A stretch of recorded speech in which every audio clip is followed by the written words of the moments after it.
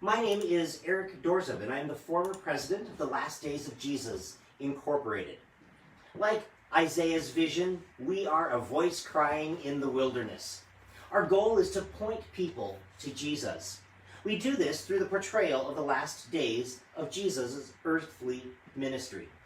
We perform 5 scenes on 3 different days. On Thursday, audiences witness the Last Supper and betrayal in the Garden of Gethsemane. Friday night, Jesus is crucified, crucified, and buried. But on Easter Sunday morning, Jesus is raised from the dead and ascends to heaven with our salvation secure. Now, more than ever, we need to spread the good news that God so loved the world that he sent his only Son, that whoever believes in him won't die, but live forever. We would be honored if you would partner with us. This could be through financial means, volunteering with us, or spending time praying for us and with us. If the Lord is leading you to give an offering, please find the donate button below, or find our current campaigns on our Last Days of Jesus Incorporated Facebook page, or you could even visit our website, LDOJ.org. Thank you for your contributions. Throughout the evening, feel free to post comments and questions below. We would love to hear your stories as well. What started as a youth group Bible study back in 1979, the Last Days of Jesus has brought the message of Christ's salvation to the Columbia Gorge for 43 years. Today, I am interviewing some of our volunteers, ranging from board members to actors to those who support us behind the scenes. I hope their stories bless you as we have been truly blessed by this ministry. Let me leave you with this encouragement from Isaiah 55, 10 through 12. For just as rain and snow fall from heaven and do not return without watering the earth, making it bud and sprout and providing seed to sow and food to eat, so my word that proceeds from my mouth will not return to me empty, but it will accomplish what I please, and it will prosper where I send it. You will indeed go out with joy and be led forth in peace. The mountains and hills will burst into song before you, and all the trees of the field will clap their hands. I'm going to invite Marilyn Miller to come join me. Hello. Hi, Marilyn. So let's start off with, how many years have you been involved with Last Days? I've been involved since 2005, and my entire family's been involved. My husband has played a priest and a disciple and done props, and my son started out as a drummer boy, moved up to a Roman guard, and now sings at the resurrection scene. I was a weeping woman when I started out, so one of the good people. Then I quickly graduated to be part of the bad crowd and kind of remained there until I started directing and doing makeup. So I've had a lot of... You've kind of done the whole I've done it all, yeah. So what was it that drew you to Last Days of Jesus? Why did you join this ministry? Well, I first saw Last Days of Jesus when I was a new Christian, baby Christian, just saved in 1998. And I was just so moved by it. And I remember sitting there with my son and saying, someday I want to be part of this ministry. And God heard that as a prayer. And, fast forward a few years, and I was involved in it. I was asked to play lead in it. And so, and I've been involved ever since. So. Excellent. Thank you for your participation. So you've had a variety of roles, both acting roles and behind the scene roles. What's been your favorite so far? I've always enjoyed being part. Well, I enjoy directing. I do enjoy that. It's awesome to see your vision come to pass. The vision that you have for it come to pass, and it's particularly challenging working with people who aren't theater people. But it is so great when it all comes together at that final scene when the audience is there and you just see people being moved by it. That is, I think, my favorite part. Your favorite part? I enjoy behind the scenes now because I did directing for a long time, but I think that was my favorite, was directing. Awesome. So how has participating in Last Days helped you and challenged your faith? How has it helped you grow personally? Well, for one thing, when I first started doing it, one of our awesome publicity people created a bookmark that had all the scriptures pertaining to Last Days of Jesus on it. And so every season, when Last Days would start, I would read through all of those scriptures. So it really increased my faith and my knowledge of what the Gospels actually say, because it's a compilation of all the Gospels. So, and Acts and Isaiah, and it has so much in it. There's so much meat to it. So I challenged myself to really know it, and so that was good for me. Awesome. So one of your current roles is the makeup artist. Correct. So can you tell us about that job? What is it that you do? Well, we put all the makeup on Jesus, which is probably the most complicated makeup, because of course he has to have stripes on him and blood and the whole works. And then the two thieves that hang with him on the crosses are quite complicated makeup, and Barabbas is complicated. The rest of the people are just simply making them look like the best version of themselves. Okay. So Jesus is the one that's complicated, and I enjoy it. It's a lot of fun. Good. So. And because it is the audience is so close, you actually have to have a pretty high degree of realism. Has that been a challenge to achieve? It can be. I think the gal that taught me, or that I worked with first of all in makeup, kind of taught me that less is more. And there's been years when we've had people helping that thought the more blood, the more guts, the more stabs, the more stuff, it was going to make it more real. But it actually made it look more fake. So I think keeping it simple, but just getting the point across that he was whipped and he was beaten and he bled and all of that. So you said that putting makeup on Jesus is probably the most difficult part. Mm-hmm. Was there a particular year where you had a challenge? The challenging year was the year that we had a Jesus that couldn't grow a beard. Uh-oh. And so that could be a problem. He was young. Now we had a young Jesus last year, but he was able to grow a beard just fine.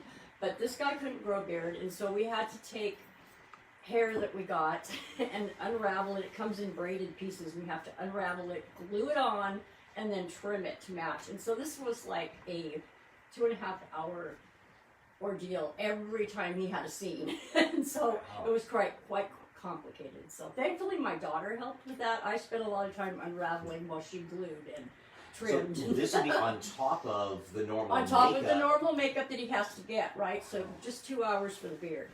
And then all of the blood and all of that. So yeah. So it was it was challenging, but it was pretty funny. I think his disciples made a lot of jokes about it. So. I bet they did. So how has Last Days, the ministry, encouraged your walk with Christ? Oh, definitely. It's made my walk stronger. I have to just see what he went through. Just seeing the Last Supper even, and seeing the garden, and seeing the trial scene, and then seeing, of course, the crucifixion, and then just the wonder of the resurrection. Seeing all of it come to pass in front of me just encourages me so much that it makes my faith stronger. It really does, just to see it unfold in front of me. So, yeah. Awesome. Well, thank you, Marilyn. Thank you. I appreciate hearing from you. Okay. Next, we're going to have Paul Pickett. So he's coming forward. I remind you that you can donate through Facebook. That's the Last Days of Jesus Inc. Facebook page, as well as going to Last Days of Jesus, or LDOJ.org. And that is our website. Thank you so much for your participation. Again, if you would like to ask questions, or if you have your own testimony about how Last Days has touched you, feel free to put it into the comments below. Hi, Paul. Hi. So how many years have you been involved with Last Days? I had to count them all, but it was, I believe the first year was 1993, which is 28 years ago. I had just gotten married in 1992, and Sarah, my wife, and I were attending the Last Supper production, and it's the first time I ever saw it, and I was just absolutely wowed by it, and I thought it would be so cool to be in this, because I've never seen a theatrical thing where the cast and the people came together to go together out into the street and be part of the whole thing. And I was just so excited about the whole thing. So one of the things that was appealing to you was that interaction between the audience and the cast. Yeah, it was electrifying to Mhm. see the community people rising up and going out in the streets with the cast and being part of it, and it gave a real realism to the historical piece also. And also it draws that audience in so they become part of the crowd. Right. They became the crowd. That's the historical part where they became the crowd and they became like part of the whole story. Yeah. Awesome. So what are some goals that you have done for Last Days? Okay, again, I had to scratch my head because it's been 28 years and I'm still involved with it. My wife is very much involved with it. So the ones I remember, I probably will forget some, but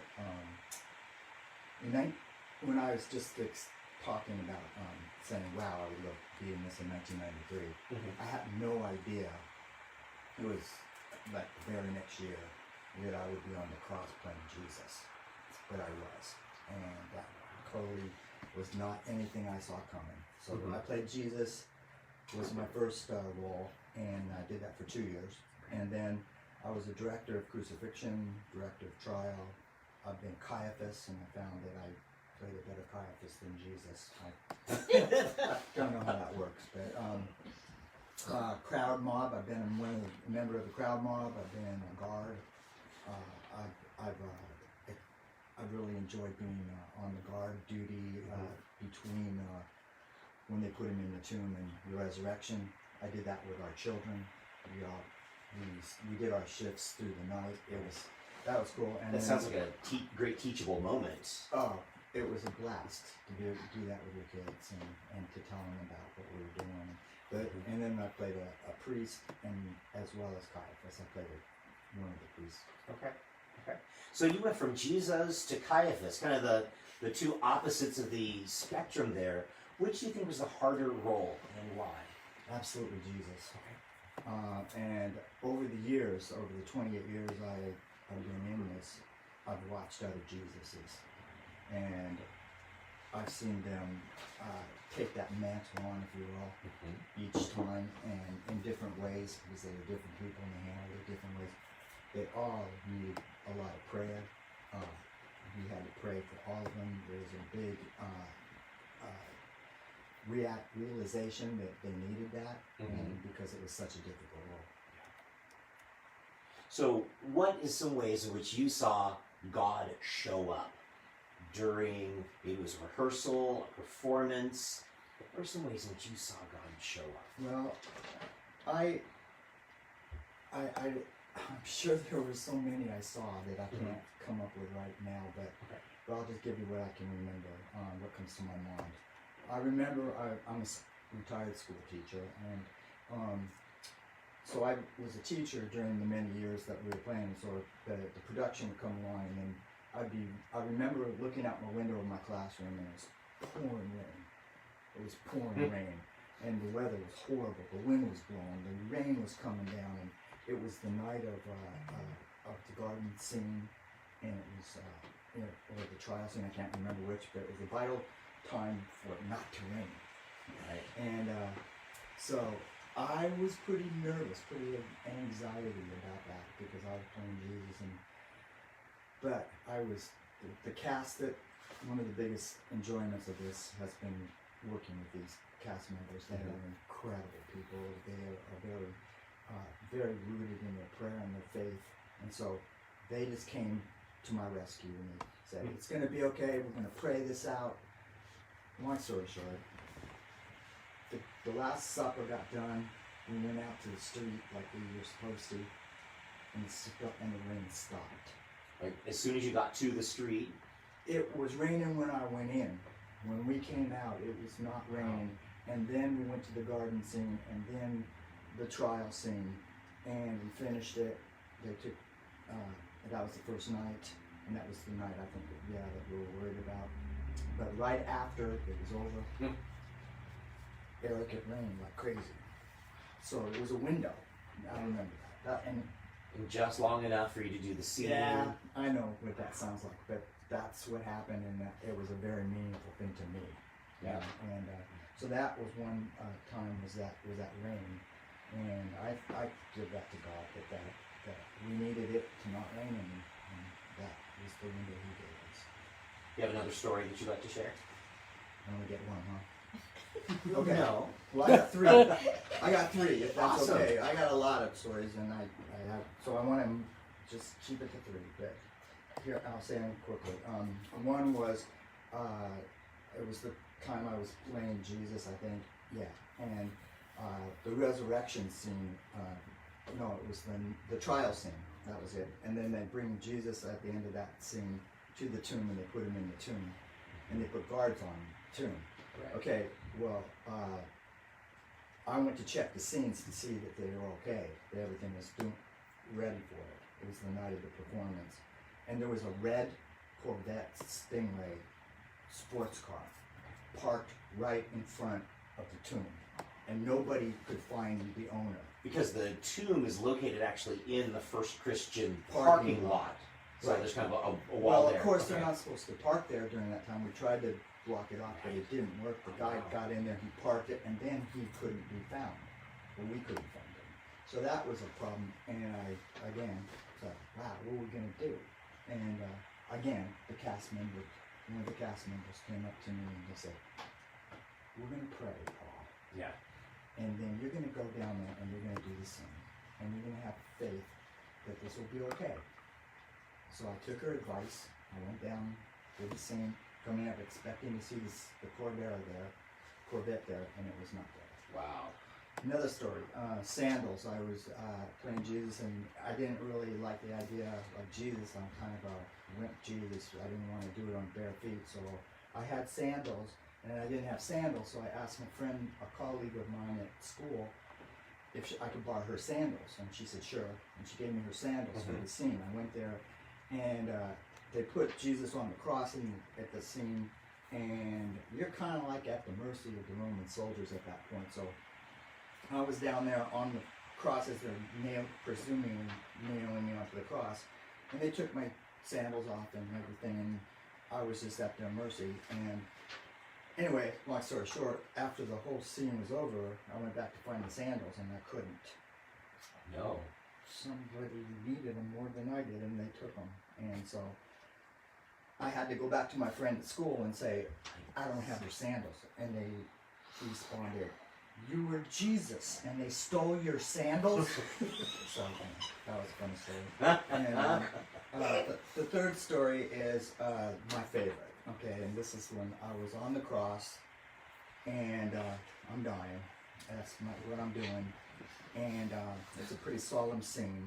And down at the bottom of the cross, I could hear people talking.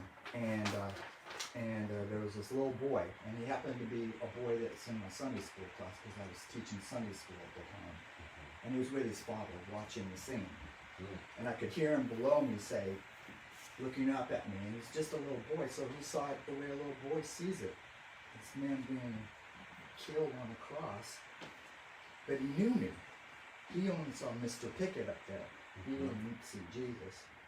And he looked at his father and he says, with real emotion, he said, Dad, what did Mr. Pickett do? And I'm up there, and I had to keep a straight face and keep in the role, and it was so hard. Yeah, I bet it was hard. Those are my stories. Awesome. So you've been a part of the ministry for a long time. What are some ways in which you have seen Last Days evolve or change over time? Okay, what I came up with on that question is a good question, because it has changed a lot over 43 years, 28 years. Every year it was different. We were putting together a different staff, or cast rather, time after time, so it was a different formula, if you will, recipe going together with different people. And so there were changes.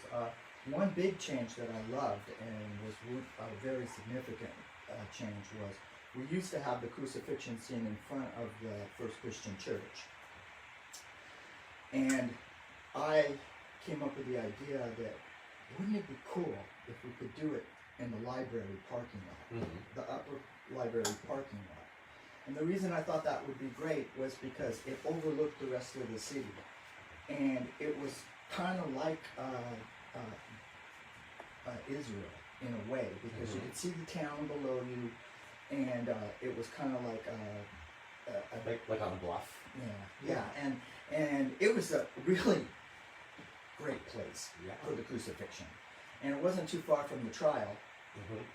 Long story short, we changed that. We put it up there. We got permission, which was amazing. Yeah. The library allowed it. The city allowed it to do it. And when Christ carried the cross up that hill with all the crowd again, everybody's involved. It was so moving when they came up that hill and then went into that parking lot, and they had the crosses there, and they had the thieves on the cross, and they had the backdrop of the town, and they have campfires going, and we added to that seating that we got from the high school. Okay. Like for a football game, only they allowed us to put that up, and that was cool too, because then we could make an estimate of who was coming, how many. And I remember the first time we did it, we had a head count of 1,000 people. So it all came together. So that was a big change. So that location changes would be, unfortunately, they had to change that location back to where we were, and that's where it is now. But that was those were great years that we used it. I did some of my directing there too, so of crucifixion, so it was awesome. Jesus changes. We had many Jesuses. I don't know if we ever counted how many Jesuses we had, but we had quite a few. Yeah. As you can imagine, over all those years, and every Jesus made a difference. Every Jesus was a difference. Jesus doesn't change. God doesn't change. The portrayal didn't change, but the person playing him did. And so we went through that as we did, as it came. And those were different Jesus. Some people, many Jesuses, as I observed, did it for not one time, but maybe 2, 3 times. Okay. And so they stayed with the role, which was unusual for me, because I did it 2 years and I didn't know how I did it that long because it was so hard. But they stayed with it, and those times were good because they knew, we knew, and they knew what was going to happen. But when we had one, and then the next year we had a different one, those are changes. Script changes for the better, and it sounds awful to say we're going to change the script, meaning we'll change gospel. We didn't do that, but we did change it in adding scripture or taking it away. And the ones my opinion, the ones we added, like I'll give you an example, was Isaiah 53.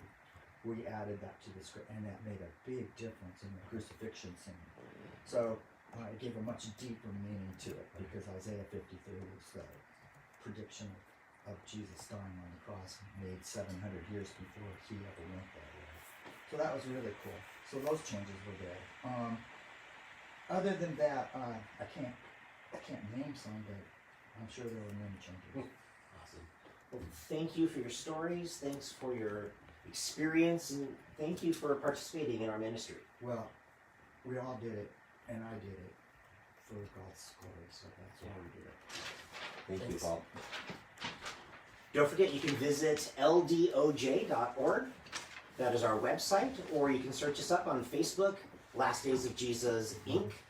We'd love to have you partner with us, to have you volunteer, or you could pray for us, but also we need money in order to continue bringing this gospel story to the Columbia Gorge. So please pray about it, and if you'd like to donate, we would gladly receive your funds and you put them to good use. Next, we are going to have Richard. Come on up, Richard. I'm coming.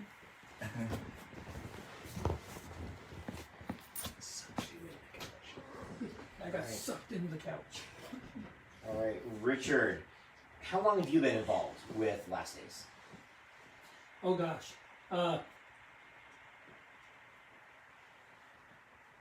I'm gonna say 8 years been involved 8 with. years. Okay. Now, this is not common knowledge, but you don't actually live in the Dalles. How did you hear about Last Days?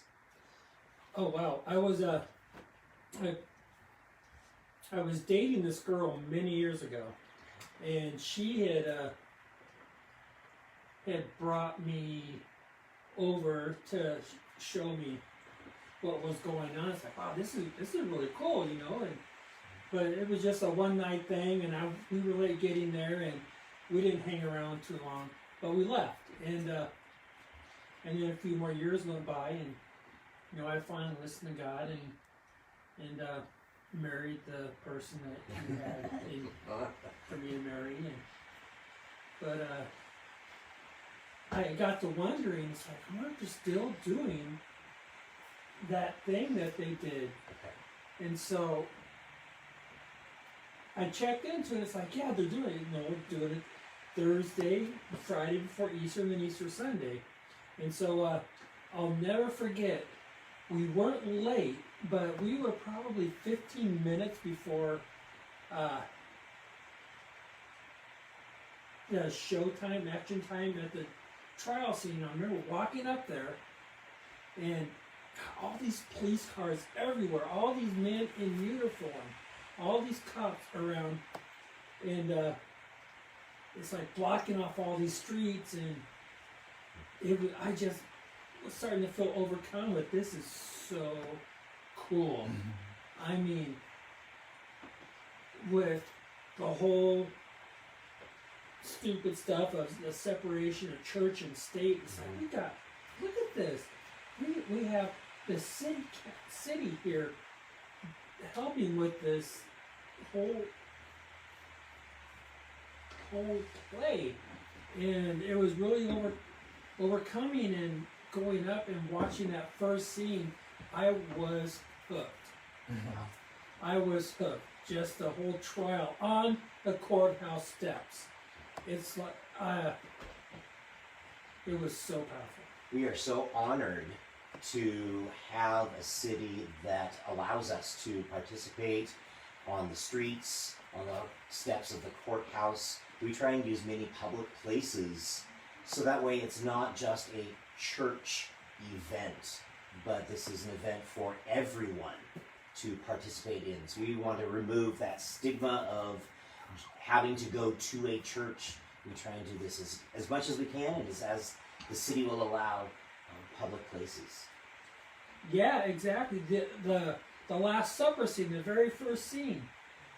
I remember the first time I saw that, it was really cool. It had these big torches. This is up at the high school. Okay, the high school auditorium. High school auditorium. They had these torches, these Roman guards. I think they're Roman guards. I get the guards and the Temple guards? temple guards mixed up, but I mean, they're standing guard out there in full uniform. It's like, it was just so cool. And then the play inside the auditorium with all the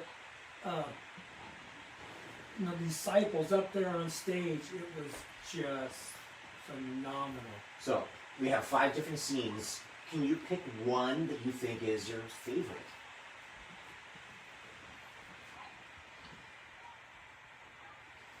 My favorite scene is the one where I act the least in. Okay. and that's the resurrection scene. The whole mysterious, where's Jesus at? And then all of a sudden, there he is, and the music behind it, and the story is like,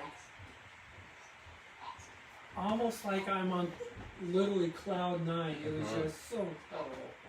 And then after that, Jesus going around and, you know, embracing all the kids that are just running up to him, hugging him and stuff, and just makes you cry. It does.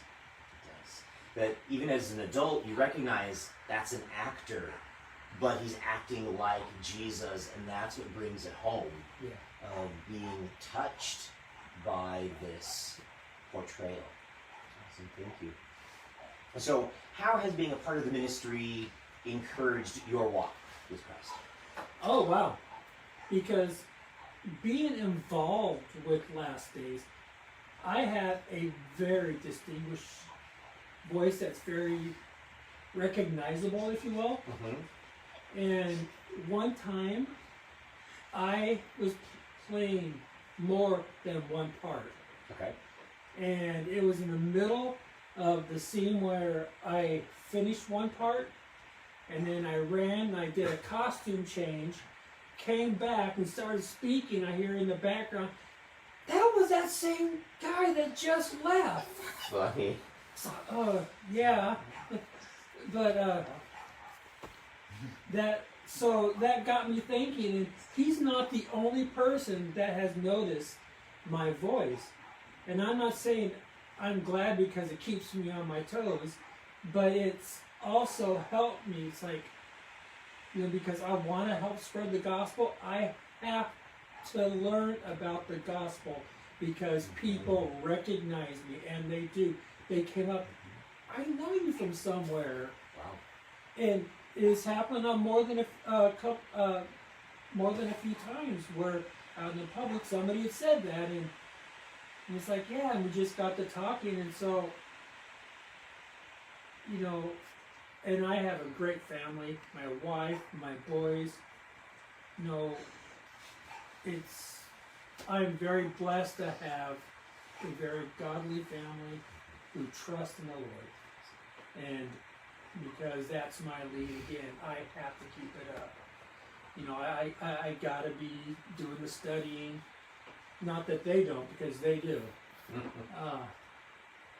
But Well, thank you, Richard. I appreciate hearing your experience. Thanks for reminding us of how much the resurrection really does touch our hearts. Thank you. Don't forget that we have a website, LDOJ.org. You can certainly visit our website at any time. And feel free to put comments, questions, or your own testimony down in the comments. We'd love to hear from you.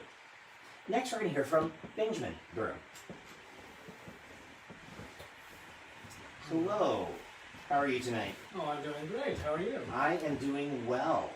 Thank you for asking.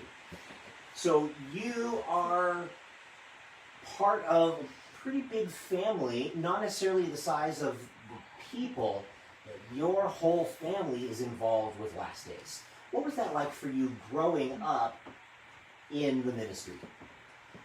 Well, first off, the size of the people was a factor for a little while, but also just the size of the amount. It was just incredible with how everyone was like encouraging in this, because we all live in like this one community. Like my aunt and uncle, they're just a couple steps away from our house, and same as our grandmother.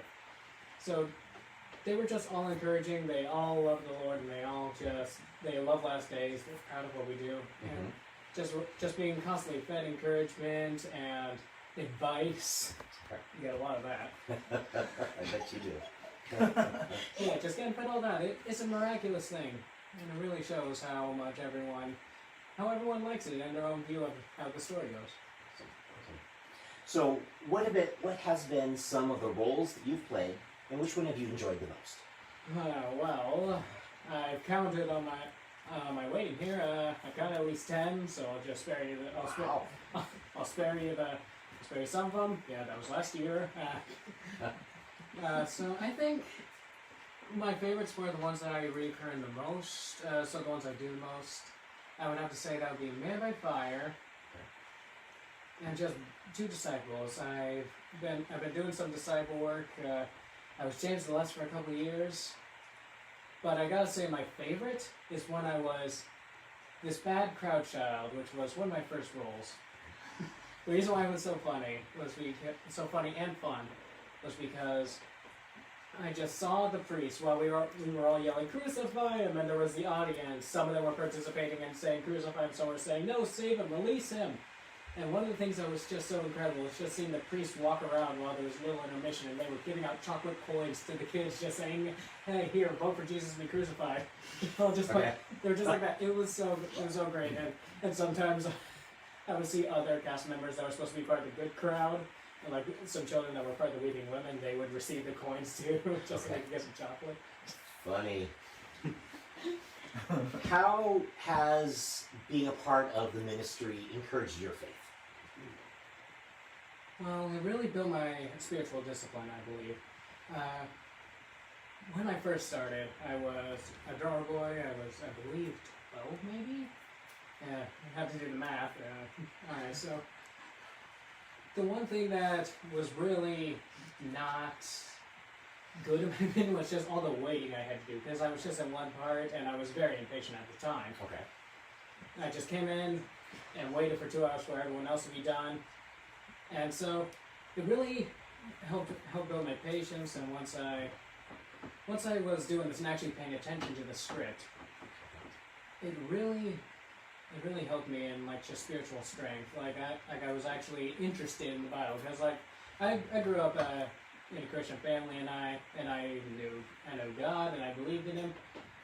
But like whenever someone said, "You better read the Bible. Well, you should read the Bible. Here's this Bible verse," I would just like roll my eyes at the time, and then I would pass on. But this time I actually take time to read it. Like I actually read it, and gone on my fourth time trying to read the whole Bible, trying to. Mm-hmm.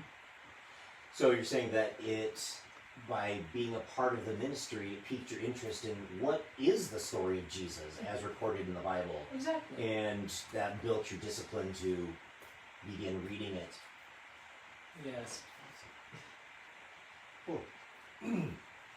Well, thank you for sharing your experiences with us today. All right. Well, thank you. If you're just joining us, we are doing a campaign for Give Butter, which is a website that helps nonprofits fundraise. Being our Giving Tuesday, coming off of Thanksgiving, we wanted to continue and celebrate what God has done. So tonight, we are interviewing some cast members and volunteers for Last Days of Jesus. Again, feel free to put in any comments, questions, or testimonials in the comments. We'd love to hear from you. Now we're going to hear from Sarah Pickett. Hi. Hi, Sarah. Thanks for joining me tonight. Absolutely. How many years have you been involved with Last Days? Well, it's been since 1991. Since 1991. So you actually were introduced to the ministry before your husband. Well, kind of, sort of. I'm adding a couple of years to his. I got it wrong. Oh, he got it. Sorry. That's where we were Check dating correctly. at that time, and then when he did play Jesus the next year, it was rather surprising. We only for sure saw the Last Supper scene, and I'm pretty sure we saw the garden scene, but I know the Last Supper for sure. But here's playing Jesus the next year, I'm going, that's a miracle, because we hadn't even seen the whole Passion play. What was your response to seeing your newlywed husband playing the role of Jesus? Can you That tell us about? That was it was actually Careful here. pretty amazing to see him just take on that role, and knowing that it's a calling to do that role. We don't get a lot of takers, so to speak, but and to be taken seriously, that it is definitely what the Passion Play is all about, that somebody needs to be seriously taking Scripture, walking the walk, and portraying it to the best of their ability. And have the support of everybody here. That's one thing I think we can all attest to, is community, and that's probably my biggest passion about the whole Passion Play, is pulling community together. And it's vital. We all have our giftings, and to come together to be able to express that, and be able to even move with each year, taking on different roles, or playing the same role, encouraging others to come wherever our spheres of influences are. It's really wonderful. So you are currently the vice president of the organization. What are some other roles that you have played? After Paul played Jesus for a couple years, they asked me to do just like the general overall director, and I was shaking in my boots, but I knew the Lord wanted me to do that. So it was like, okay, I've never done that before. But the first year I did for 2 years, and the first year was actually just incredible how my unknown became known as I worked through that experience. And the next year was, I took it on and understood more of that foundation, and was able to do, be able to see more what needed to be done and how I could help other people, and just become more aware of the different aspects of it. Yes, and so also with did some directing and acting. I think we've all kind of rotated that, and then our very dedicated friend Pam Robbins was doing costumes for years and years, and she was kind of the Lone Ranger, and I said, I gotta help her. So she and I did costumes for years, and when she passed away, but so I'm doing costumes with a couple other people, and that's been great for the last several years. One thing that I've appreciated about you, Sarah, is that willingness to step in and do what needs to be done. Thank you. Thank you. So as the costumer, what's been some challenges that you've faced? It's actually, I have to give the 100%, million% credit of those who started doing costumes in 1979, that we still are using some of those costumes from 1979, and some of them we did need to say goodbye to. And each year the Lord just does pull people together, and one of the other gals, she and her mother just love sewing. There's just people that come together and just love putting things, different dynamics, so like on a crowd, a tunic, and figure out what colors go with the sash and the headpieces, and but keeping up with the disciples, Jesus's costume, the real line lights are the ones we just love to try to mix and match the coloring, the fabric choices, and just a lot of texture, and so when that light hits them, that they don't get washed out, that they really stand out, and everybody loves being in costume. Now, I know from my own experience that, Sarah, you really are the glue that holds this ministry together. Yes. So what value do you find in the ministry? You mentioned community. Absolutely. Tell us more about that. That's one of my biggest passions in my heart, but that's one thing I love so much about Last Days of Jesus, is that it is not a single church. It's the Church of Jesus Christ. We have at least 15 churches, and we want to get more involved, people that volunteer of their time and talents. That it's the church in the streets. We have this most incredible opportunity to witness to our community, to show the love of Jesus, to bring people together. I don't even see most of these people until rehearsals start, and then it's like, okay, here's my other family. And but pulling people together, they love to come together, and we are created for relationship. It's one of our biggest gifts the Lord has given us, besides the Son, of course, but He started with relationship with Adam and Eve, and with His Son Jesus Christ, and to share that in common, and the love of that to everybody we come in contact with, and being out in the streets, being able to share that love with our community through not only our community individually, but the churches, the city, the county, the police department, the radio stations, the newspaper, just sharing what we are doing in ministry and the support with that, even as we're looking at the nativity scene drive-through. So, trying to do more and showing that in our community to honor Jesus Christ. How has Last Days encouraged your walk? Very much so. Every year, I'm thankful that God doesn't have boundaries with learning more about Him. We just keep on going and going, and we could read the Bible over and over again and routine and learn from and grow from. That is just, there's always more to absorb and to learn from, be transformed by. I just appreciate one of our gals had developed a kind of devotional that we walk through. We start our practices to go through the Gospels, and it kind of works through to the point of when we're performing.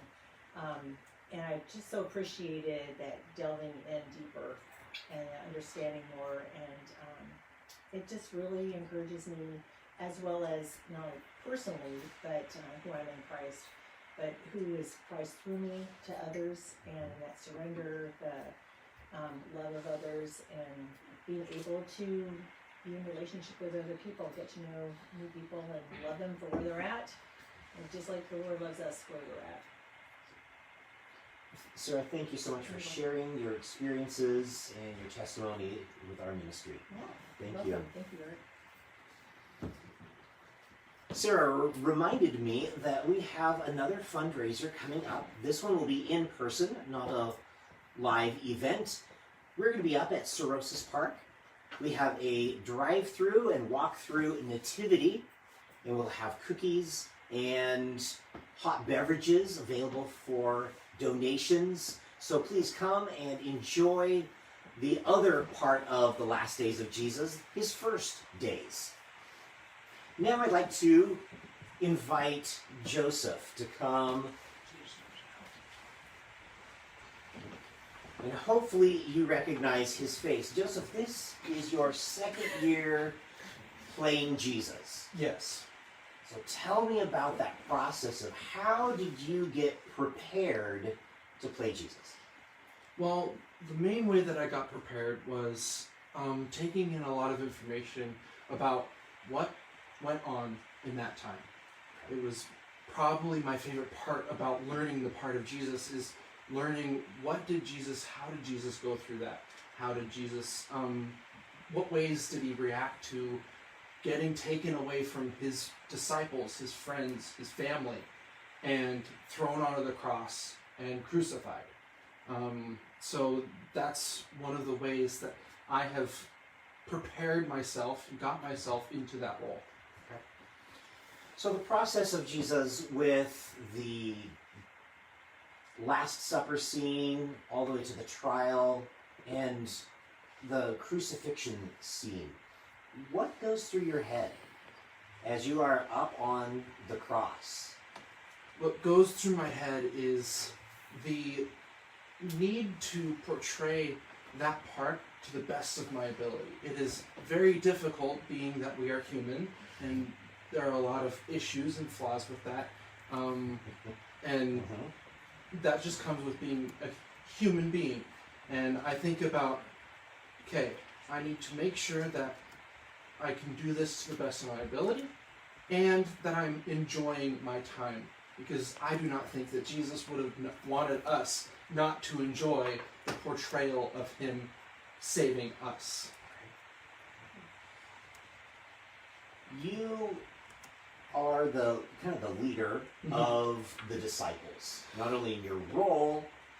So how has being a part of the ministry helped you bond with others? Actually, being part of the ministry has opened up my own social skills in general. It has helped me speak with people a little bit better and clearer. And that is another part that is vital to knowing how to do this, is to be able to speak with others. And so being able to talk with others and get that sort of, I have been in this position and I understand what other people can go through. If I can play Jesus, then I can handle this. Exactly. That's a unique perspective. What do you think is your favorite scene? Favorite scene? I would have to say the trial scene. It's fun seeing all of the guards and to get beaten. Okay. It's funny when we're doing rehearsals and stuff, and it is serious, but it is definitely fun to portray that. I remember one year we had a whip sound on the phone, and that's how Yes, we yes. made the whip noises. Yeah, I remember that. How has participating in this ministry, either as Jesus or in some of the other roles, how has it challenged your faith? How has it helped you grow? It definitely has challenged my faith in a way to where I now look at the person and what went on with their head. So what were they thinking? How were they doing things? In what ways were they taught? In what ways are different from now than and then? It has grown my understanding of how other people can react to certain things.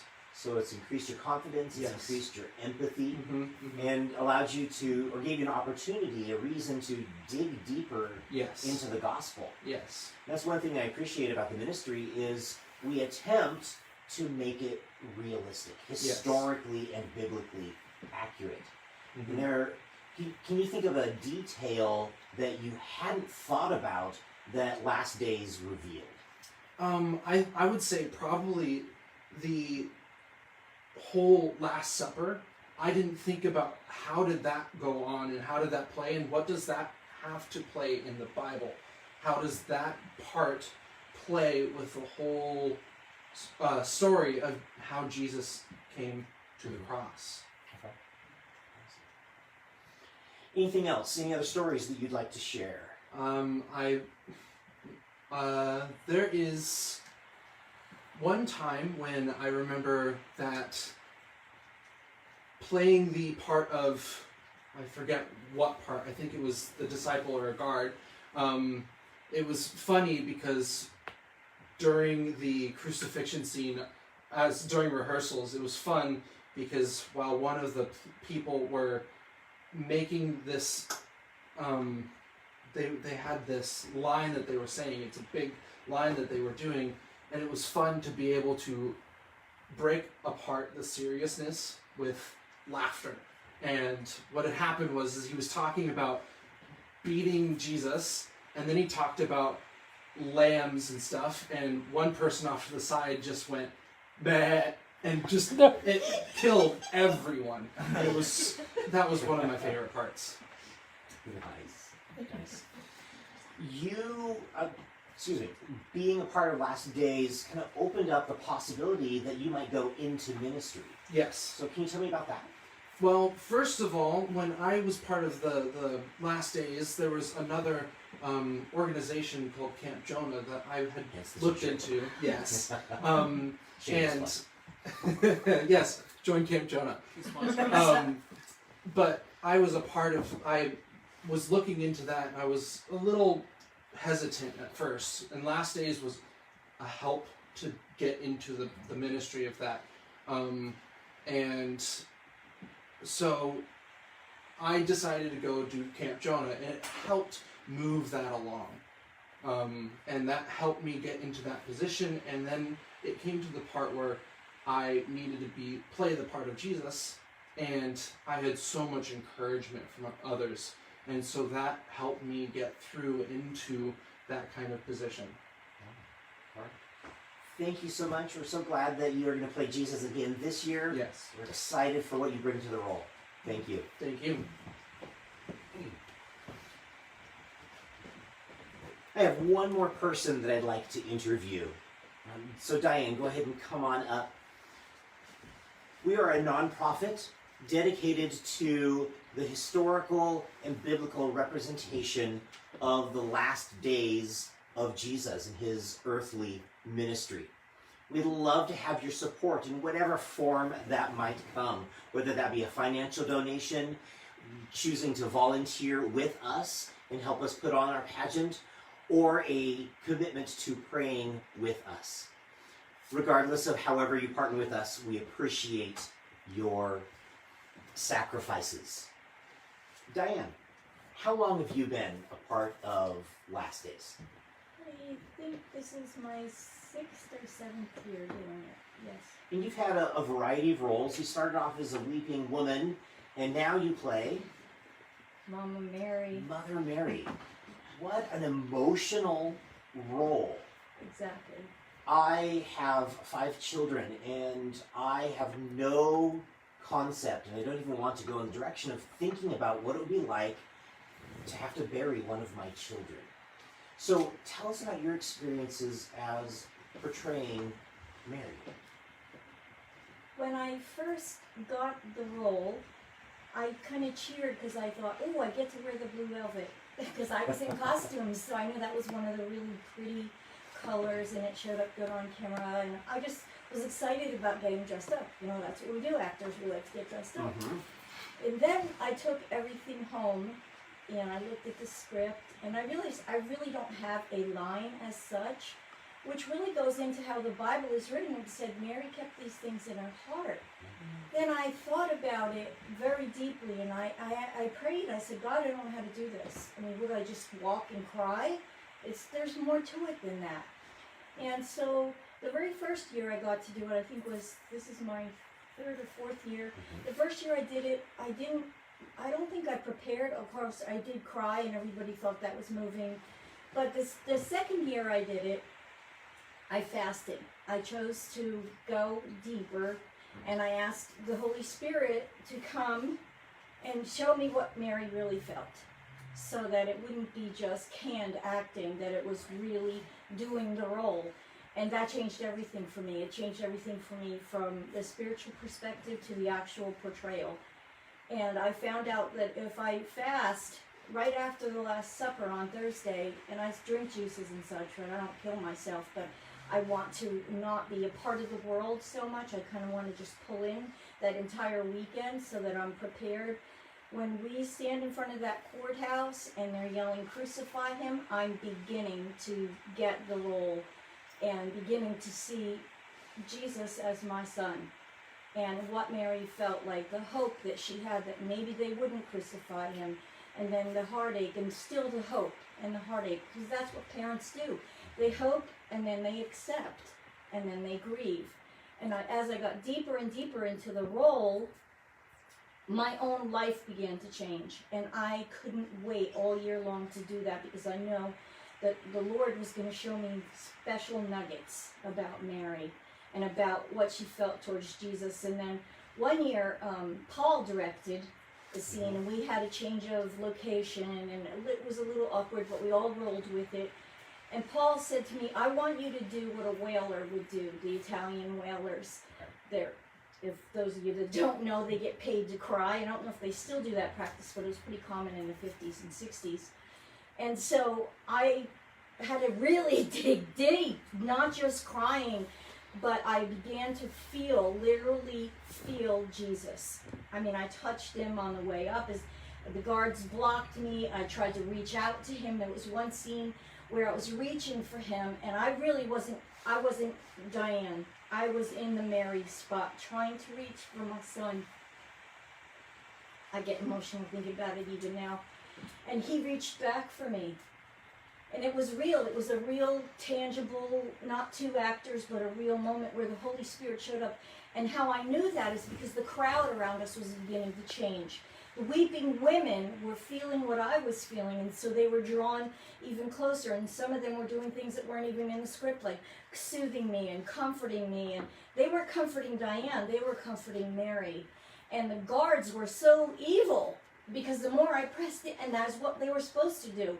But the whole scene took on this whole life of its own. That's how I was so glad I fasted, because I got Diane's ego out of the way and I let Mary show up. And that there's nothing on this planet that's better than that. And I had no lines. Right. But my tears were affecting the entire crowd. So you mentioned those nuggets that you learned about Mary. Can you share what you learned about the role and what you've learned about yourself? What I learned about the role is that Mary was precious. She's the only person on this planet that can say that God, the Word, was inside of her. the Word of God came to life inside of her. What? That's when I got that nugget. I mean, I was gobsmacked. I was just that. When you think about it, if you're a mother, you know that feeling of the first kick. And, but that's the Word of God inside of you, and you know that because you were a virgin. You know that that's something special going on. And so to see that special thing on a cross, that was the other nugget. And that, I lost it. And every year when we do rehearsals, all we do as Weeping Women, we just practice actually the logistics, walking up the hill. And some of the younger girls that are, maybe it's their first year doing Weeping Women, they're like, oh, this is boring, when's it going to get good? And I always say to them, this is going to change your life. And, you know, some of the younger girls are, yeah, rah, rah, rah, rah. They don't listen. And that, there was one particular year where a girl had to, she jumped in, she played Mary Magdalene, and she was scared to death. She didn't know what she was doing. I said, just follow me, and it'll come to you. And she couldn't conceive of how it would come to her. But I trusted that God was going to show up, and He showed up in spades, because when I threw myself over and I wailed, like Paul directed me, she lost it. And the crowd around us. And I realized, yeah, I don't have a line, but I have a role. I don't have a line, but I have a role to play, and that's to get Diane out of the way and bring Mary to the cross. What encouragement would you offer to people who are watching our live broadcast? If you haven't seen it, go see it. Get ready for it to change your life. Even if your heart is 99% closed and 1% open, I guarantee you will have a spiritual experience. I guarantee it. And you can come back and come to me and say something about it, but you will change. I guarantee it. So what you're saying here is witnessing Last Days of Jesus will change your life. Exactly. Being a part of Last Days of Jesus will change your life. Yes, absolutely. Can I share? Certainly. One year I was having a particularly bad time in my personal life. And I had shared it with Sarah, and some of the other crew were praying for me. And this is like, it's a community, and people gathered around me and prayed, and I'm not getting into the personal details, but I was aching from my own issues. And I thought, I'm not going to be able to do this year. I'm not going to be able to do this. But somehow, I was able to do it with all the challenges and all the burdens and everything else, because like I said, I got me out of the way. And the benefit, the pure joy was on Sunday after the resurrection scene, and we all shake hands and love on everybody. I always go in the basement and I get changed and kind of debrief because it's very intense. I came outside, I had some of my costumes still on, and two little girls, about 10 or 11 years old, came up to me with their mom. They had a piece of paper and they asked me for my autograph. That was the hardest year, but it was like God was saying, Diane, you touch people despite what was going on in your life, and you're not able to show up, but you did show up. And I was so glad I fasted, because I got that out of the way, and I was able to do something for Jesus that wasn't about me.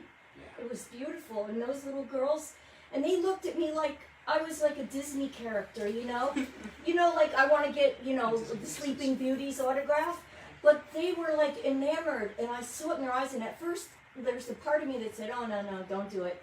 But I realized I'm not doing it for me. I'm doing it because those kids, it meant so much to them, and their mom was weeping. Their mom was, and I was like, okay, whew, that's it till next year. That was the best. That was the absolute best. Yeah.